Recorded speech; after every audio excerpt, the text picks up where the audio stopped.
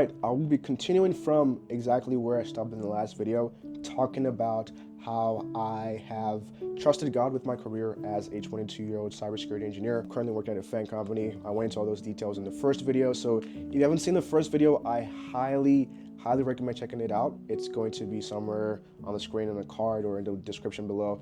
Go check it out. I think it's a really good foundation for the rest of this video. Hopefully I can finish the rest of the principles that I'm using to guide me, or I've used to guide me over the years. If not, again, we're gonna have a third part or fourth part of the video series, which makes it even better. So that being said, again, I pray and hope that the Holy Spirit speaks through me, and things that I say are the things He wants me to say and not the things that I want to say. In Jesus' name, amen. So the next thing I want to talk about with regards to principles that I use to guide me and the things that are various ways by which I trust God with my career is prayer and fasting. Man, this one is something that you have to come to a point of submission. I had to come to a point of submission and learning about and really believing in the power of it for it to actually make a difference in my life. So currently it's January of 2024, and you might be watching this video a little bit later just because of posting schedules and editing and all of that stuff. But currently I'm going through a 21-day fast with my church. It's only day 2, and I've just seen God really just reveal a lot of things to me. He's confirmed a lot of things for me, and I'm just super grateful, one, that I'm fasting and I'm believing in Him by letting go of things that I desire, especially in this first month of the year, and committed it into His hands. But there's so much power in prayer and fasting. I'm testifying to you as someone who has seen the power of prayer and fasting in my career and in other areas of my life. So prayer and fasting is super important, but you have to truly believe and have faith and really lean into that. I've had seasons in my life where I wasn't really leaned into the prayer and fasting, in the sense that I would fast, but I'll break my fast at 1 or 2 p.m. I wouldn't really pray, because I was I'm just gonna fast and I'm just gonna say a quick 1-minute prayer without really being intentional about it. When you're praying and fasting, you want to be as intentional about it as possible. If you're gonna do it well. Pray and fast. When you fast, truly fast, right?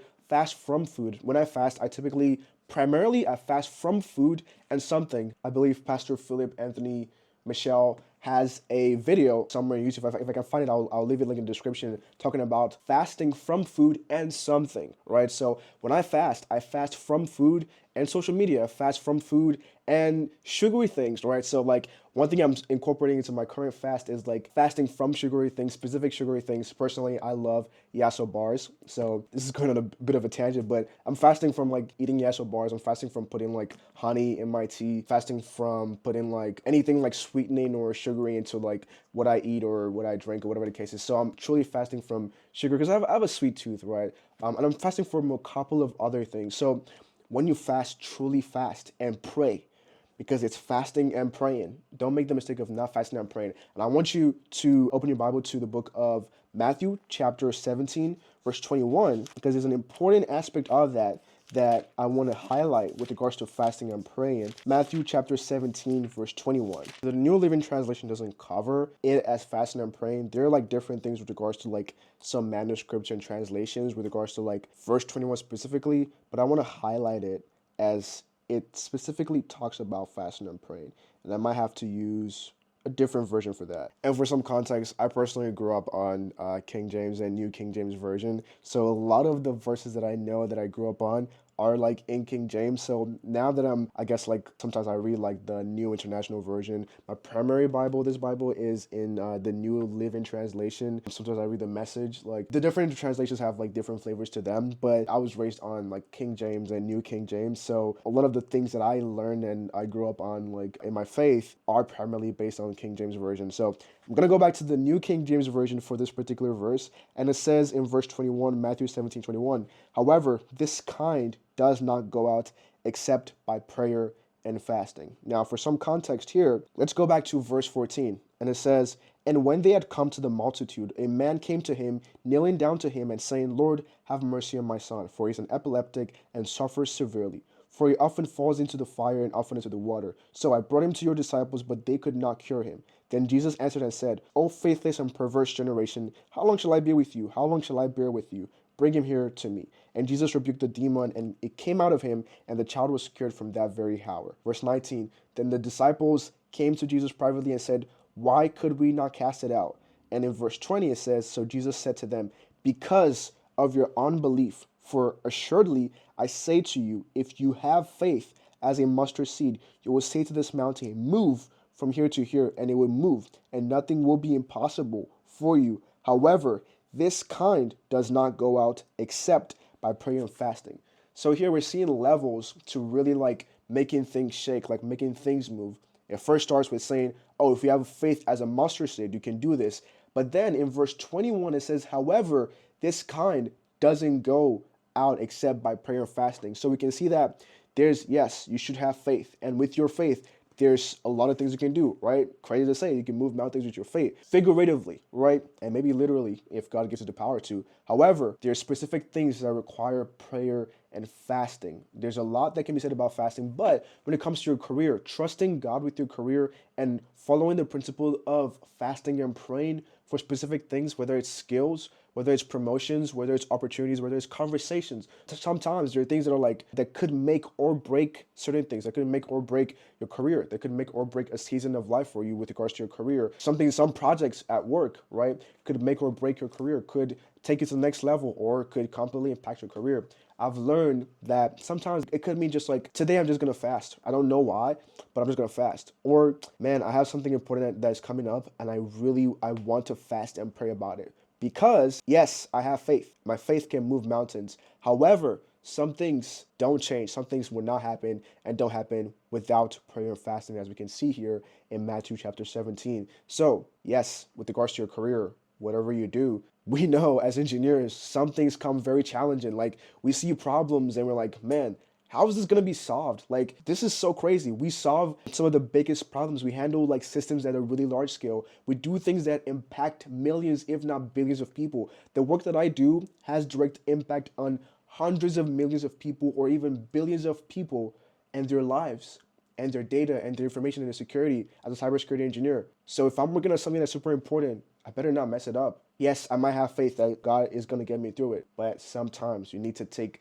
that next step and trust God and apply the principle of fasting and prayer for specific things. This is one that I'm new to be honest. In the past, like I said, I would fast, but I wouldn't really pray. I wouldn't really be leaning to the fast. But in recent times, as I've learned and I've grown more, I'm learning to really lean in to the fast, really lean in with prayer, spending time with God, reading the word, praying about the things I'm reading, praying to God for the things that I desire, and also interceding for others as well, which is a completely different thing entirely. But core principle that I've grown to really embody and grow to really, really rely on is fasting and praying. The next thing is being unashamedly Christian. So the world of technology, the world of software engineering, cybersecurity, big tech, data engineering, AI, whatever it is, like, it's a world that's like very secular, right? It's a world that's filled with like people of different cultures, a different background that, I respect. I love the diversity and also the push for diversity in this world. Like, it's amazing that people from different cultures and backgrounds can come together and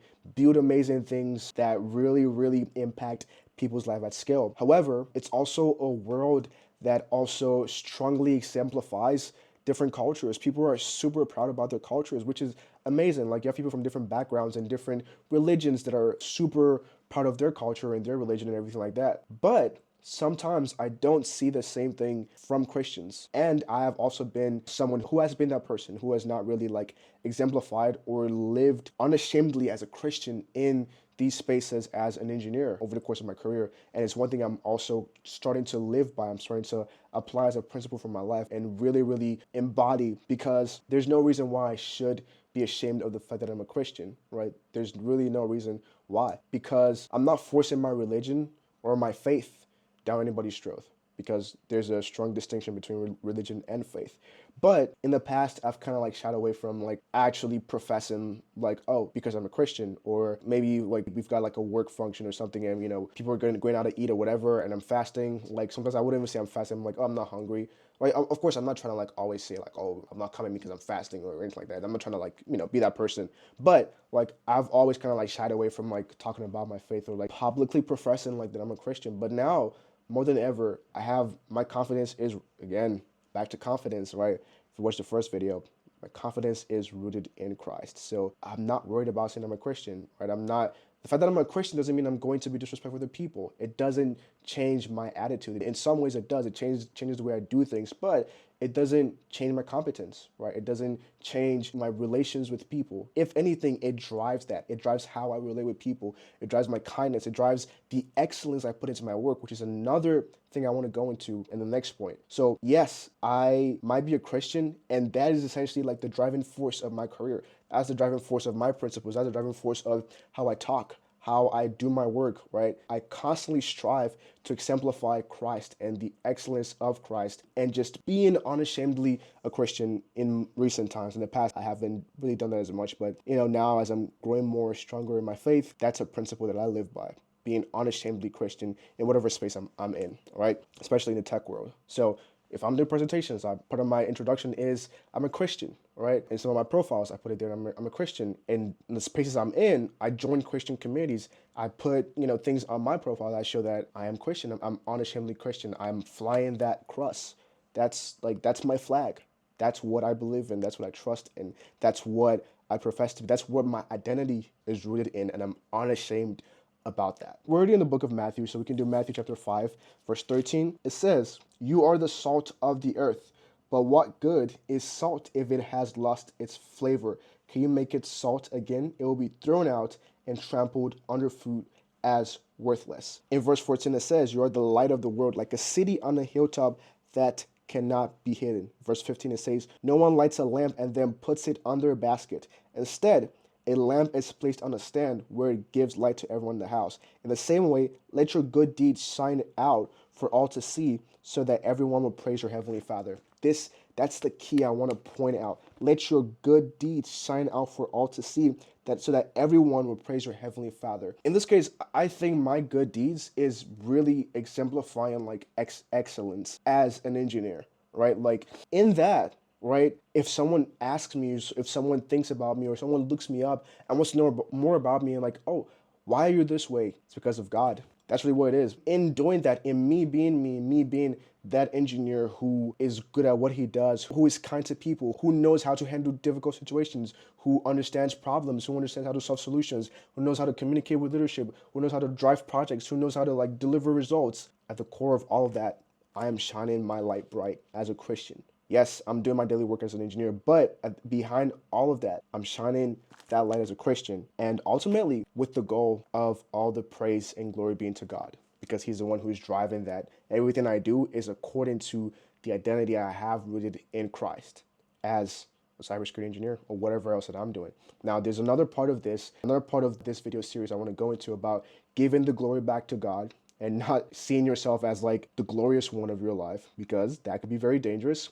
But again, this video is getting really long, but we've gone over prayer and fasting. We've gone over being unashamedly Christian. In the next one, we're going to go over exemplifying excellence and a couple of other things, depending on how much time I'm able to cover with regards to all the concepts and Bible verses that are covered there. I'll leave you with one last verse for being unashamedly Christian.